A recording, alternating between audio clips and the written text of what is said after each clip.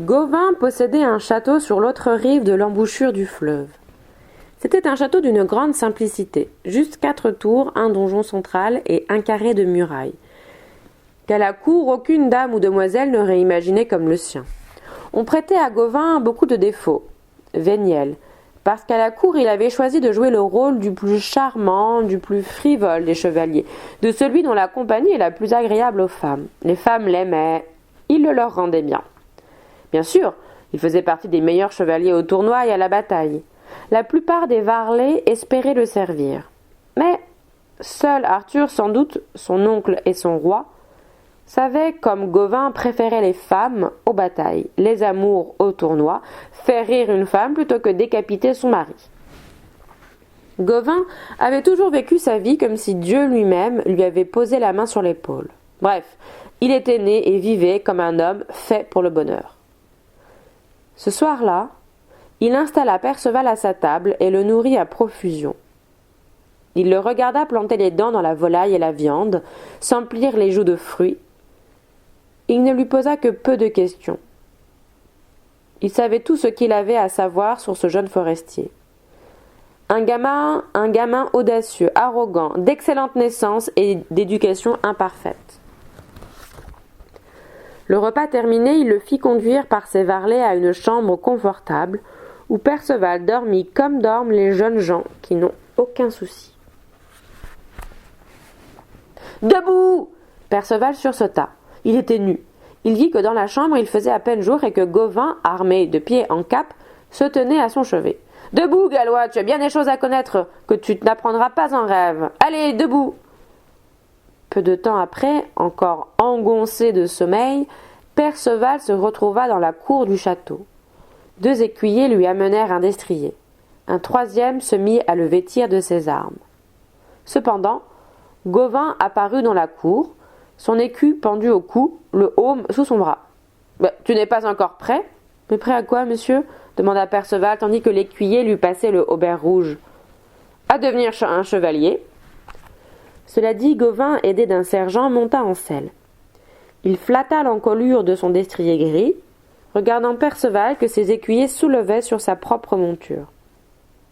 Le jeune homme, son aume à la main dont il ne savait d'évidence que faire, se laissa chahuter par un cheval qui se révélait impatient et rétif. Quand il se sentit déséquilibré, il prit vite son parti. Il jeta le aume dont il n'avait aucune envie de se coiffer, serra les genoux et les cuisses sur les flancs de sa monture et raccourcit sa prise avec la bride. Le destrier se fit obéissant. « Et maintenant, messieurs ?» demanda Perceval. Le doigt tendu, Gauvin lui désigna au centre de la cour une sorte d'épouvantail fiché sur un piquet de bois et pourvu à gauche d'un écu, à droite d'un semblant de lance. « Regarde-moi » s'écria Gauvin. Il éperonna son destrier. Le chevalier et sa monture partirent en un galop soudain. Gauvin brandit face à lui la lance qu'il tenait contre son flanc droit. Le choc fut net et précis. La pointe de l'arme frappa l'écu en plein centre. L'épouvantail fit plusieurs tours à son piquet. « À toi !» Perceval assura la lance dans son poing et contre sa hanche. Puis il talonna violemment sa monture. Le cheval, sursautant de douleur, fonça tête baissée. « Tu dois abattre ton adversaire !» cria Gauvin.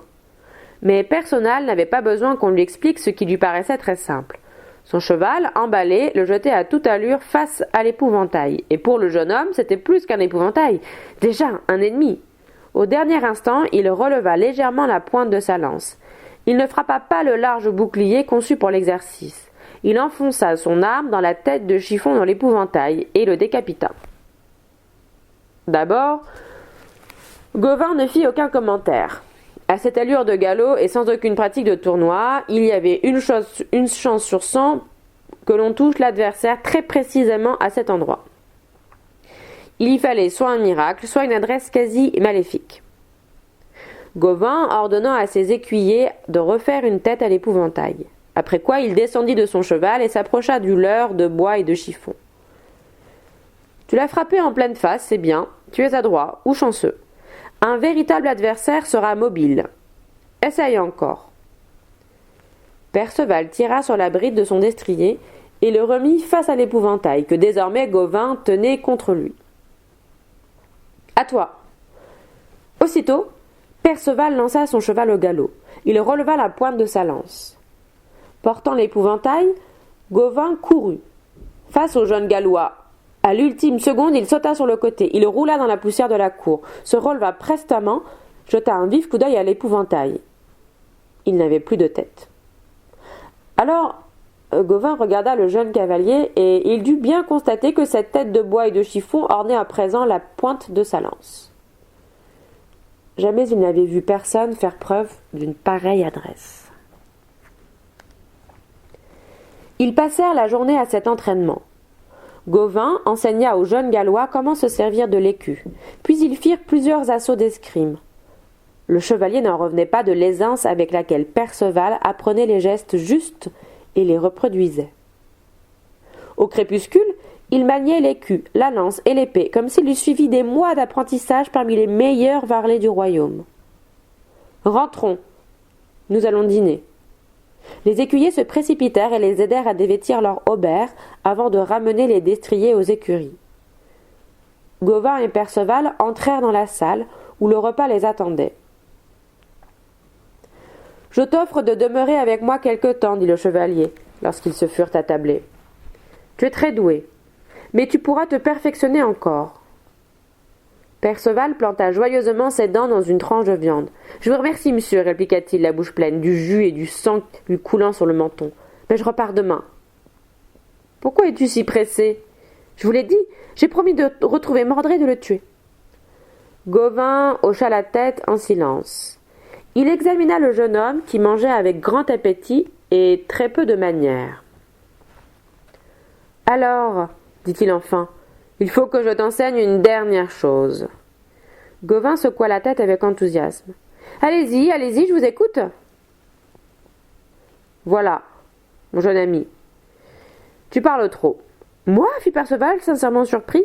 « Tu vas partout en annonçant que tu cherches Mordred pour le tuer. Mais sais-tu seulement à qui tu t'adresses ? Imagine que j'ai été un allié de ce Mordred. Que crois-tu que j'aurais fait ? Nous nous serions battus, monsieur, je suppose. Rien n'est moins sûr. J'aurais pu t'accueillir en souriant, t'offrir mon hospitalité, puis, profitant de ton sommeil, te faire assassiner dans ton lit. Impossible, monsieur, vous ne feriez jamais ça. Moi, non, un autre à qui tu parleras trop et qui te jugera stupide et arrogant n'hésitera certes pas, si cela peut lui attirer les bonnes grâces de Mordred, qui, vois-tu, est l'un des plus puissants seigneurs de ce temps et compte malheureusement beaucoup de partisans. Perceval avait écouté attentivement. Il haussa à nouveau les épaules. « Monsieur, je vous remercie de votre sollicitude, mais je vous assure, il ne faut pas vous inquiéter pour moi. Il n'est pas né celui qui me tuera, même par traîtrise. » « Tu as raison de montrer autant d'assurance, Perceval. Tu es courageux et habile au combat. Pourtant, je te demande d'écouter mon conseil. Conduis-toi en chevalier lorsque tu seras reçu par un hôte, qu'il soit prince ou simple vavasseur. Et se conduire en chevalier, en l'occurrence, c'est d'abord savoir tenir sa langue en toutes circonstances. Ne rien révéler de ses intentions, surtout quand, comme toi, on prétend pourchasser l'un des hommes les plus dangereux du monde. Et quoi qu'il arrive, quoi que tu vois, quelque étrange ou surprenant spectacle se passe sous tes yeux, sache rester impassible. Ne pose aucune question. L'indiscrétion est une faute. Les yeux rivés sur Gauvin, le jeune homme avait écouté chaque mot. « Monsieur, j'ai trop de respect pour vous, pour ne pas vous obéir. Je ferai donc comme vous me le demandez. »« Tu sauras te taire. »« Je saurai me taire. »« À la bonne heure !» s'exclama gaiement Gauvin. « Cependant, monsieur, oui, vous m'affirmez que je dois me conduire en chevalier et j'accepte de me conformer à vos vœux, mais quand je serai vraiment chevalier ? Lève-toi. » Ce disant, Gauvin se mit lui-même debout et fit un signe à l'un des écuyers qui se tenait près de la cheminée. Celui-ci s'inclina légèrement, se dirigea vivement vers un petit coffre déposé sur une table de pierre et l'ouvrit. Gauvin prit Perceval par le poignet et le conduisit au centre de la salle. Puis il se tourna vers l'écuyer qui lui apportait ce que le jeune Gallois reconnut pour un éperon, un magnifique éperon d'argent. Cet éperon en main, Gauvin s'adressa au jeune homme. « Perceval, j'ai le pouvoir devant Dieu de te faire chevalier. Tu seras juste et brave. Tu ne porteras jamais l'épée contre les faibles. Tu aideras de ton bras ou de tes conseils ceux et celles qui seront dans le besoin ou dans l'adversité. En fais-tu le serment ? » ?»« Devant Dieu, oui, dit fièrement Perceval. Alors Gauvin se pencha, mit un genou à terre et fixa lui-même l'éperon d'argent à la cheville droite du jeune homme. Il se redressa, lui donna l'accolade et ajouta : « Te voilà chevalier. »« Vous ne me giflez pas, monsieur ? » demanda Perceval étonné. « Ah oui, sourit Gauvin, la coller. Il n'y a que le roi qui l'administre, c'est son privilège. » Un second écuyer s'approcha d'eux. Gauvin lui prit l'épée qu'il lui tendait et la plaça sur les mains ouvertes de Perceval. « Je te donne mon épée. Qu'aucune bassesse de ta part n'en souille jamais la lame. » Gauvin recula d'un pas, tandis que le jeune chevalier nouveau glissait lentement l'épée à sa ceinture. « Une dernière recommandation. Si tu combats un chevalier, que tu le vains, et qu'il n'est qu'étourdi ou blessé, ne l'achève pas. Ne tue jamais de sang-froid. Je vous le promets. » Le lendemain à l'aube, Perceval s'apprêtait dans sa chambre lorsque Gauvin y entra, accompagné de 2 écuyers. « As-tu bien dormi ? » ?»« Parfaitement, monsieur. » L'un des écuyers alla jusqu'au siège où le Gallois avait déposé ses vêtements en vrac, et avec une légère grimace de dégoût, les roula en boule comme un paquet. « Hé !» s'indigna Perceval, « ces habits, c'est ma mère qui les a cousus. » Il était prêt à bondir sur l'écuyer. Gauvin le retint fermement par le bras. « Je t'ai adoubé, Perceval. Je ne peux laisser un de mes chevaliers courir le monde attifé comme un paysan. Enfin, monsieur, tiens-tu à me faire honte ? Non mais je me sentais bien dans ces habits-là, et puis ils me viennent de ma mère. » Gauvin eut un sourire mi-moqueur, mi-attendri. Il fit signe qu'on apporte les hardes. Le second écuyer déposa à leur place une chemise de lin fin, des chausseaux rouges et une tunique de soie violette. « Je te laisse à présent, habille-toi et rejoins-moi dans la cour. » Il quitta la chambre, tandis que Perceval, à demi nu, les mains sur les hanches, examinait avec une moue dépitée ses nouveaux atours. Les premiers rayons du soleil doraient les murs du château quand Perceval enfourcha son destrier. Il serra la main que lui tendait Gauvin, debout près de lui dans la cour. « Écoute ton instinct et suis mes conseils. Dieu te protège, chevalier. » Leurs mains se séparèrent. Gauvin claqua la coupe de son cheval, qui bondit en avant. Perceval sortit du château et s'éloigna vers la mer sans se retourner.